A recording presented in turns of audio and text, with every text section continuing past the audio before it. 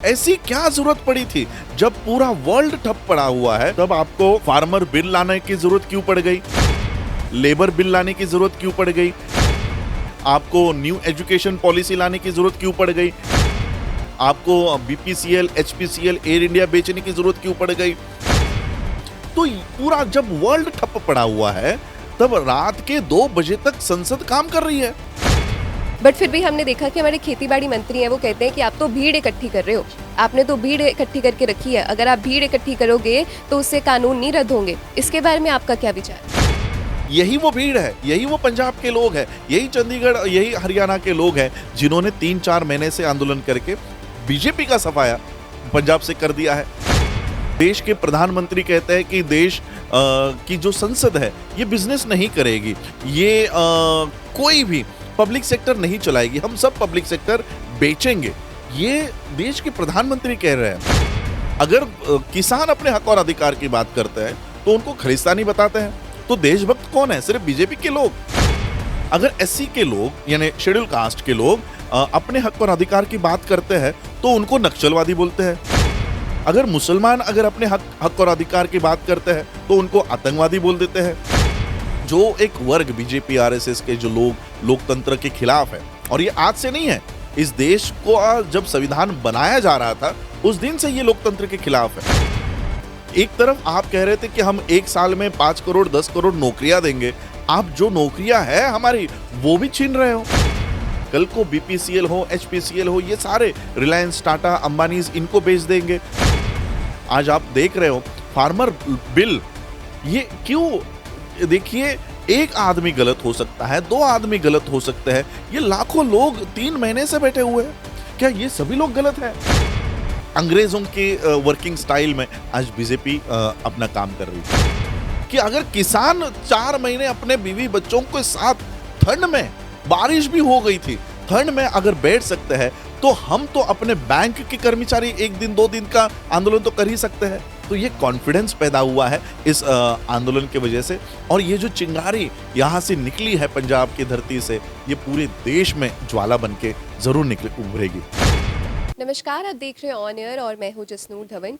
आपने बहुत से आंदोलनों के बारे में सुना होगा, बट आज आपको बता दें कि संविधान सुरक्षा आंदोलन भी चल रहा है। और ये क्या ज़रूरत पड़ गई लोगों को कि संविधान सुरक्षा आंदोलन हमें करना पड़ा, क्योंकि भारत को विश्व भर की सबसे बड़ी डेमोक्रेसी कहा जाता है, बट फिर भी हम अपना संविधान बचाने की ओर लगे हुए हैं। हमारे साथ इस वक्त मौजूद हैं BR अम्बेडकर के द ग्रेट ग्रैंड सन जनाब राज रतन अम्बेडकर जी। बहुत बहुत स्वागत है सर। थैंक यू, जय भीम। तो हम आपसे जानना चाहेंगे कि बहुत सारे आंदोलन चलते रहते हैं, हमने ज़रूर सुना होगा, बट संविधान सुरक्षा आंदोलन, भारत जो सबसे बड़ी डेमोक्रेसी कहा जाता है विश्व भर की, उसमें संविधान सुरक्षा आंदोलन की क्या ज़रूरत पड़ गई? देखिए, जब संसद बेलगाम हो जाती है और ऑपोजिशन अपना मुंह तक नहीं खोलती, तब देश के लोगों को आगे आना होता है, इस देश के संविधान को बचाने के लिए, इस देश के लोकतंत्र को बचाने के लिए। हमने, जैसे आपने कहा कि अलग अलग आंदोलन चल रहे थे, 2020 में जब हम लोगों ने ये मीटिंग ली, हमने देखा कि एक ही कॉज के लिए अलग अलग ऑर्गेनाइजेशंस काम कर रही है। संविधान को बचाने के लिए साउथ में अलग से मूवमेंट चल रही है, नॉर्थ में अलग मूवमेंट चल रही है। तो हम लोगों ने एक प्लेटफॉर्म तैयार किया, संविधान सुरक्षा आंदोलन, कि जहाँ जहाँ पर संविधान को बचाने वाले लोग हैं, जहाँ जहाँ पर संविधान के बचाने की मूवमेंट चल रही है, इन सभी लोगों को इकट्ठा लाया जाए। और फिर हमने संविधान सुरक्षा आंदोलन की स्थापना की, जिसमें भारत भर के लोग यहाँ पर इसमें है। इसमें सिख है, इसमें मुस्लिम्स है, क्रिश्चियंस है, बुद्धिस्ट माइनॉरिटी है, शेड्यूल कास्ट के लोग हैं, और काफ़ी कल ही हम लोगों ने अकाल तख्त के जो चीफ हैं हरजिंदर सिंह जी, इनसे मुलाकात की है, और वो भी आज हमारे संविधान सुरक्षा आंदोलन के प्रेसिडियम में, यहाँ पर कोई प्रेसिडेंट नहीं होता है, यहाँ पे जितने भी लोग हैं ये सभी प्रेसिडियम का हिस्सा होता है। तो इस संविधान सुरक्षा आंदोलन में कल हमने जब अकाल तख्त के जो जत्थेदार हैं हरप्रीत सिंह जी, उनके घर पर मुलाकात की, और उन्होंने इस प्रेसिडियम का हिस्सा होने के लिए एग्री किया है।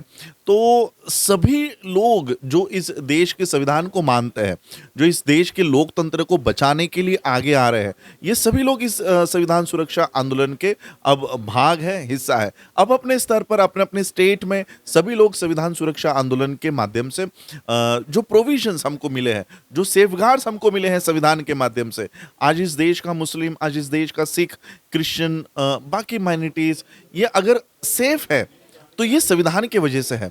और इसलिए ये जागरूकता हम लोगों में ला रहे हैं। और जो ड्रैकोनियन लॉज अब बन रहे हैं, हमने देखा है कि जब लॉकडाउन हुआ तो पूरा भारत ही नहीं, पूरा विश्व ठप्प था, पूरा विश्व बंद था। लेकिन भारत की एक संस्था ऐसी है जो रात के 2 बजे तक काम कर रही थी, और वो है भारत की संसद। रात के 2-2 बजे तक ये लोग लॉज बना रहे थे। ऐसी क्या जरूरत पड़ी थी? जब पूरा वर्ल्ड ठप पड़ा हुआ है, तब आपको फार्मर बिल लाने की जरूरत क्यों पड़ गई? लेबर बिल लाने की जरूरत क्यों पड़ गई? आपको न्यू एजुकेशन पॉलिसी लाने की जरूरत क्यों पड़ गई? आपको बीपीसीएल, एचपीसीएल, एयर इंडिया बेचने की जरूरत क्यों पड़ गई? तो पूरा जब वर्ल्ड ठप पड़ा हुआ है, तब रात के 2 बजे तक संसद काम कर रही है।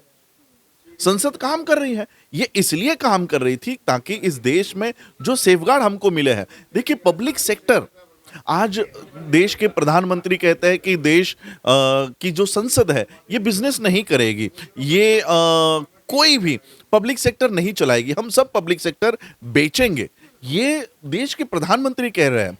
मैं आपको बताना चाहता हूं, पब्लिक सेक्टर की जो निर्मित हुई है, ये पैसे कमाने के लिए नहीं हुई है, ये प्रॉफिट मेकिंग इंस्टीट्यूशंस नहीं है, ये सोशल अपलिफ्टमेंट के लिए एक किया हुआ एक्सपेरिमेंट है कि जो तबके के लोग स्कूलों में नहीं लिए जाते थे, उनको नौकरियां मिले, वो अपनी प्रगति के लिए वहां पर आए। पब्लिक सेक्टर के वजह से एससी एसटी के लोग मैनेजर पद पर जा पहुंच गए। आज इस पब्लिक सेक्टर को बेचकर ये उस एससी एसटी के लोगों को फिर से 2500 सालों की गुलामी में डालना चाहते हैं। पब्लिक सेक्टर अंडरटेकिंग प्रॉफिट के लिए नहीं होती। प्रॉफिट के लिए आपको रिलायंस है, प्रॉफिट के लिए आपको बाकी के कंपनियां है। आज आप लोग देश में, बाबा साहब ने जब देश का संविधान बनाया, तब बाबा साहब ने कुछ सेक्टर हमेशा कंट्रोल, गवर्नमेंट के कंट्रोल में रहेंगे, ये लिखा हुआ है। देश का ऑर्डिनेंस, देश की सुरक्षा यंत्रणा, ये आपको कभी भी प्राइवेटाइज नहीं करनी है। आज हम देख रहे हैं कि रिलायंस को आप राफेल का कॉन्ट्रैक्ट दे रहे हो, जिस रिलायंस को डिफेंस के बारे में कोई नॉलेज नहीं है, कोई एक्सपीरियंस नहीं है, ऐसी कंपनी एक रात में डिफेंस की कंपनी रजिस्टर करती है और वो राफेल का कॉन्ट्रैक्ट लेकर जाती है। कल को बीपीसीएल हो, एचपीसीएल हो, ये सारे रिलायंस, टाटा, अंबानीज, इनको बेच देंगे। आज आप देख रहे हो फार्मर बिल, ये क्यों? देखिए, एक आदमी गलत हो सकता है, 2 आदमी गलत हो सकते हैं, ये लाखों लोग 3 महीने से बैठे हुए हैं। क्या ये सभी लोग गलत है? ये स्मृति ईरानी कहती है कि इन लोगों को लॉ समझ में नहीं आया, इन लोगों को लॉ समझ में नहीं आया, अनपढ़ है, खालिस्तानी है। देखिए ये भी एक बहुत अजीब ट्रेंड चलाते हैं। अगर एससी के लोग, यानी शेड्यूल कास्ट के लोग अपने हक और अधिकार की बात करते हैं तो उनको नक्सलवादी बोलते हैं। अगर मुसलमान अगर अपने हक और अधिकार की बात करते हैं तो उनको आतंकवादी बोल देते हैं। और अगर सिख अपने हक और अधिकार की, फिर सिख में भी नहीं कहूंगा मैं, अगर किसान अपने हक और अधिकार की बात करते हैं तो उनको खालिस्तानी बताते हैं। तो देशभक्त कौन है? सिर्फ बीजेपी के लोग? क्या हम प्रज्ञा सिंह ठाकुर को देशभक्त बताएंगे, जो टेररिज्म के गुनाह के लिए जेल में आज बेल पे है, वो मुक्त भी नहीं हुई है? क्या हम प्रज्ञा सिंह ठाकुर को देशभक्त के सर्टिफिकेट देंगे? तो ये एक ट्रेंड चला आ रहा है कि जो कोई भी अपने हक और अधिकार की बात करेगा वो देशद्रोही है। तो ये सारा मामला जो चल रहा है, इसके लिए हमको इकट्ठा लड़ाई देने की जरूरत है। आज हम देख रहे हैं कि सिख भाई या हमारे जो फार्मर्स है वो अलग आंदोलन कर रहे हैं। स्टूडेंट्स, हमने देखा कि लॉकडाउन में जब कोई स्कूल इंस्टीट्यूशन शुरू नहीं थी, तब नीट की एग्जाम ली गई। स्टूडेंट्स विनती कर रहे थे कि हमारी पढ़ाई नहीं हुई है, हमको नीट आज मत लो। कितने स्टूडेंट्स ने एक ही रात में सुसाइड कर लिया क्योंकि नीट नाम की एग्जाम वो पोस्टपोन नहीं कर रहे थे। यानी आप बाकी जो चीज़ें हैं वो आगे ढकेल रहे हो, लॉकडाउन पे बढ़ाते जा रहे हो, लेकिन नीट आप लोग ले रहे हो। तो स्टूडेंट्स का आंदोलन अलग चल रहा है, इसलिए हमने एक आंदोलन ऐसा तैयार किया जो इस देश के मजलूमों का आंदोलन हो। जो भी ऑप्रेस्ड है, चाहे वो महिला हो, चाहे वो स्टूडेंट हो, चाहे वो किसान हो, चाहे वो एम्प्लॉय हो। आज एम्प्लॉयज के लिए देखो लेबर बिल इंट्रोड्यूस किया। 8 घंटे की नौकरी बाबा साहब ने संविधान में अंकित करवाई है कि हर एक एम्प्लॉय को 8 घंटे से ऊपर आप उसका एक्सप्लॉयटेशन नहीं कर सकते हो। आज 8 घंटे से 12 घंटे करवा रहे हो, 12 घंटे की शिफ्ट करवा रहे हो और उनको ओवर टाइम और ये प्रोविजंस हटा दिए। जो शिफ्ट एक दिन में 3 शिफ्ट चलती थी, आज 2 पे आ गई है और बाकी का जो शिफ्ट में वर्कर्स काम कर रहे थे वो कट हो गया। तो एक तरफ आप कह रहे थे कि हम 1 साल में 5 करोड़ 10 करोड़ नौकरियां देंगे, आप जो नौकरियां है हमारी वो भी छीन रहे हो। तो ये सिर्फ नौकरी छीनने का, एजुकेशन छीनने का, जमीन छीनने का नहीं, हमारे संवैधानिक अधिकारों को छीनने की बात यहां पर चल रही है। इसलिए ये सारे लोग जो परेशान हो रहे हैं वो एक ही वजह से हो रहा है कि हमारे संवैधानिक अधिकार हम लोग लूज कर रहे हैं।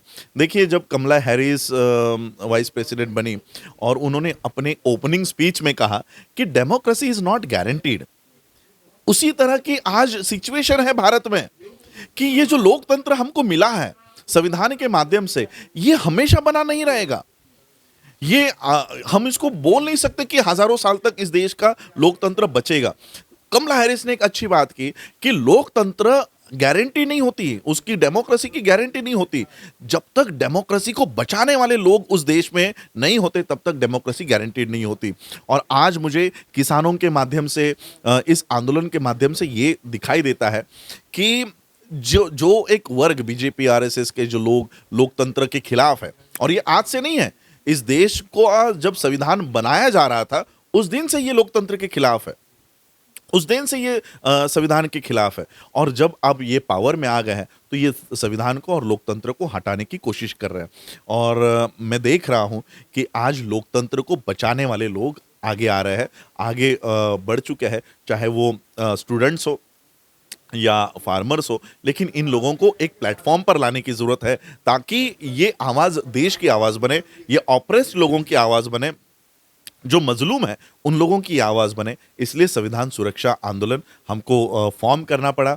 और सभी जहां जहां पर चाहे वो कोई भी मुद्दा हो, हम कास्ट और रिलीजन बेस्ड मुद्दे नहीं, देश के मुद्दों को हम लोग प्रायोरिटी देते हैं। और जहां पर देश के हक और अधिकार को छीनने की कोशिश होगी वहां पर संविधान सुरक्षा आंदोलन फाइट करेगी। राइट टू प्रोटेस्ट हमारा कॉन्स्टिट्यूशनल राइट है जी, बट फिर भी हमने देखा कि हमारे खेती बाड़ी मंत्री हैं, वो कहते हैं कि आप तो भीड़ इकट्ठी कर रहे हो, आपने तो भीड़ इकट्ठी करके रखी है, अगर आप भीड़ इकट्ठी करोगे तो उससे कानून नहीं रद्द होंगे। इसके बारे में आपका क्या विचार है? देखिए, आज ये जो बीजेपी के मिनिस्टर्स हैं ये अंदर से डरे हुए हैं। इन्हें पता है, हाँ, ये एक कॉन्फिडेंस में जी रहे हैं कि हम संसद में अब मेजॉरिटी में हैं, हम चाहे वो कानून बना लेंगे, हमारा ऑपोजिशन भी कुछ नहीं कर सकती, ऑपोजिशन भी मुंह चुप करके बैठी हुई है। लेकिन मैं बताना चाहता हूं कि संसद में आप मेजॉरिटी में होंगे, देश में हम मेजॉरिटी में हैं, देश में हम मेजॉरिटी में हैं। आज ये लोग 3 महीने से ऊपर हो गए, ये सभी लोग आज रास्तों के ऊपर बैठे हुए हैं। इनका ये जो कहना है कि भीड़ इकट्ठा करने से कुछ नहीं होगा, लेकिन आज आप देख रहे हो कि इसी पंजाब में कुछ महीनों पहले, कुछ दिनों पहले लोकल बॉडीज की इलेक्शंस हुई, बीजेपी का सफाया हो गया। यही वो भीड़ है, यही वो पंजाब के लोग हैं, यही चंडीगढ़, यही हरियाणा के लोग हैं जिन्होंने 3-4 महीने से आंदोलन करके बीजेपी का सफाया पंजाब से कर दिया है। तो ये कहना कि भीड़ से कुछ नहीं होगा, अगर ये नहीं होता तो आज हम आज़ाद भी नहीं हुए होते। हमने क्रांति दिन मनाते हैं 9 अगस्त को। अगर भीड़ से कुछ नहीं होता तो हम आज आज़ाद भी नहीं हो गए होते। तो आज मुझे ऐसा लगता है कि ये उसी अंग्रेज़ों के वर्किंग स्टाइल में आज बीजेपी अपना काम कर रही है। तो तो अक्सर मैंने किसी से सवाल किया था, उन्होंने मुझे कहा था, मैंने उनसे पूछा था कि किस दिशा में हमारा देश जा रहा है, तो उनका जवाब आया कि अब हमारा देश सही दिशा में जा रहा है, क्योंकि लोग जागरूक हो चुके हैं। क्योंकि अगर लोग वहाँ बैठे हैं तो जागरूक होकर बैठे हैं, तो अब हमारा देश सही दिशा में जा रहा है। क्या कहेंगे आप? देखिए, मैं जब किसान आंदोलन में गया और मुझे संयुक्त किसान मोर्चा के स्टेज पर अपनी बात करने का मौका मिला, 4 मिनट का समय था। तो उस 4 मिनट में मैंने ये कहा कि अ, किसान आंदोलन से पहले हम लोगों के दिलों में डर था कि इस देश के संविधान का क्या होगा, इस देश के लोकतंत्र का क्या होगा, ये टिक पाएगा कि नहीं। लेकिन मैंने उनको जब कहा कि आप लोगों को देखकर आज मेरे मन में कॉन्फिडेंस आया है कि बीजेपी नहीं, और 100 साल तक भी बीजेपी इस देश में रहे ना, तब भी इस देश के लोकतंत्र के बाल को भी बांका नहीं कर पाएंगे, क्योंकि देश के लोकतंत्र को बचाने वाले लोग आज जागरूक हो चुके हैं। तो ये मुझे लगता है कि आज किसान हो, महिला हो, विद्यार्थी हो, आज हमारे एम्प्लॉयज़ हैं, कर्मचारी वर्ग है, वर्कर्स है, लेबर है, ये सभी लोग आज आगे आ रहे हैं। हमने देखा कि बैंक्स की स्ट्राइक हुई, कई सारे बैंकों ने आवाज़ उठाया कि हम इसको बेचने नहीं देंगे। आज ये लोग आगे आ रहे हैं। ये आवाज़ उठाने का जो कॉन्फिडेंस है, ये किसानों के आंदोलन से आया है कि अगर किसान 4 महीने अपने बीवी बच्चों के साथ ठंड में, बारिश भी हो गई थी, ठंड में अगर बैठ सकते हैं, तो हम तो अपने बैंक के कर्मचारी 1 दिन 2 दिन का आंदोलन तो कर ही सकते हैं। तो ये कॉन्फिडेंस पैदा हुआ है इस आंदोलन की वजह से, और ये जो चिंगारी यहाँ से निकली है पंजाब की धरती से, ये पूरे देश में ज्वाला बन के ज़रूर निकल उभरेगी।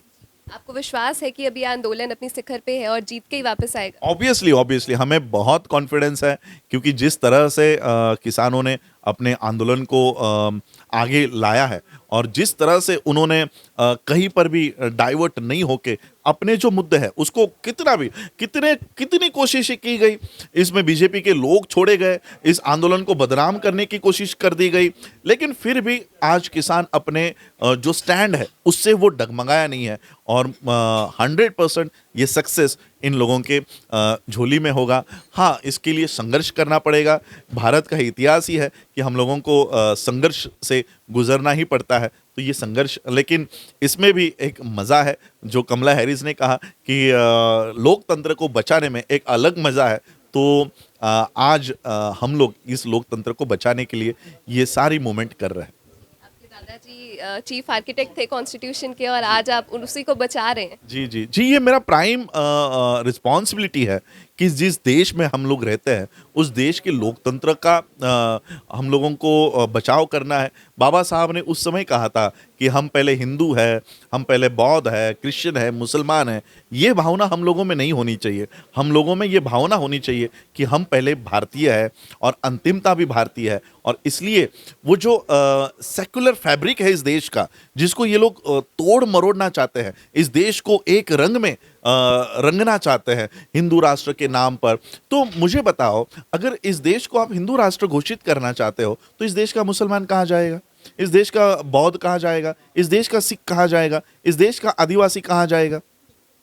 तो ये देश अनेकता में जो एकता इस देश की है, वो सेकुलर फैब्रिक हम लोगों को इस देश में बचाना है। और इसलिए बाबा साहब ने जो प्रियम्बल में दिया है इस देश के कि we the people of India, तो आज मुझे दिखाई देता है कि आज हम लोग सिख और मुस्लिम या क्रिश्चियन या बुद्धिस्ट नहीं, we the people of India की जो भावना है, जो फीलिंग है, वो लोगों में आज जागरूक हो रही है।